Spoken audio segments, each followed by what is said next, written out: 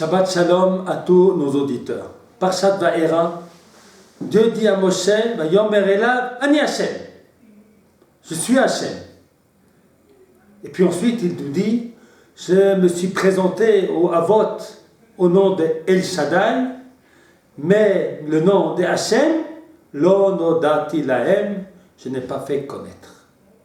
Que signifie Ani Hashem? Et que signifie donc, je n'ai pas fait connaître le nom de Hashem, mais seulement le nom de El Shaddai. Nous savons bien, tous ceux qui lisent la paracha de Bereshit, qu'à plusieurs reprises, Dieu dit au nom de Hashem, elle parle à Moshe, Avraham, Yitzhak et Yaakov. Que signifie donc ces versets? Alors d'abord, Rashi donne une très belle explication. Rashi nous dit que la différence entre El Shaddai et Hashem, c'est que El Shaddai, c'est celui qui promet. Hashem, c'est celui qui réalise.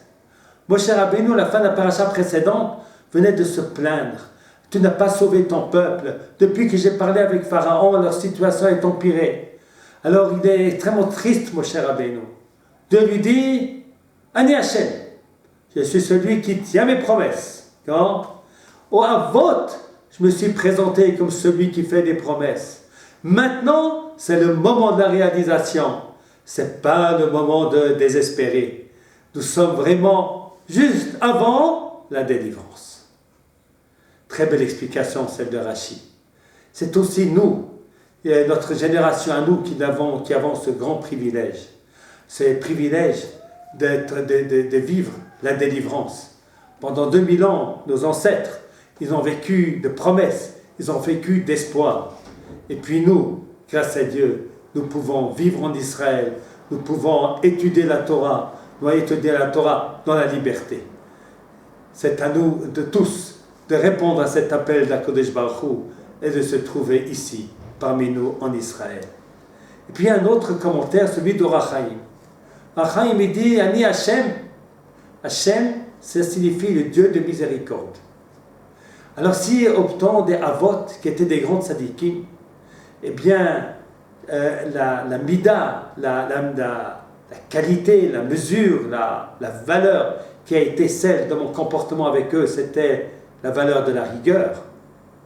Maintenant, pour les enfants, vient le moment de la charité, le moment de tout faire pour sauver ces enfants, quel que soit le niveau où ils se trouvent. Et donc, n'ayez pas peur, mon cher Rabbeinu. La Goula est en chemin. Il ne faut surtout pas, comme dans le commentaire précédent, désespérer. Et au Avot, c'était El Shaddai. Maintenant, c'est Hashem. Et c'est aussi, si nous disons les versets de Isaïe et d'Ishayahu, Ishayahu répète à plusieurs reprises que nous sommes dans le temps de Hashem, de Yud-Kei Vav-Kei. Le temps de la Goula, c'est le temps du Rachamim Gedolim. Le Rachamim Gedolim Akabetzem. C'est avec une grande miséricorde que je vais les rassembler. Eh bien, rassemblons-nous, répondons oui à cette miséricorde de la Kodesh Baruch Hu. Shabbat Shalom à tous nos auditeurs.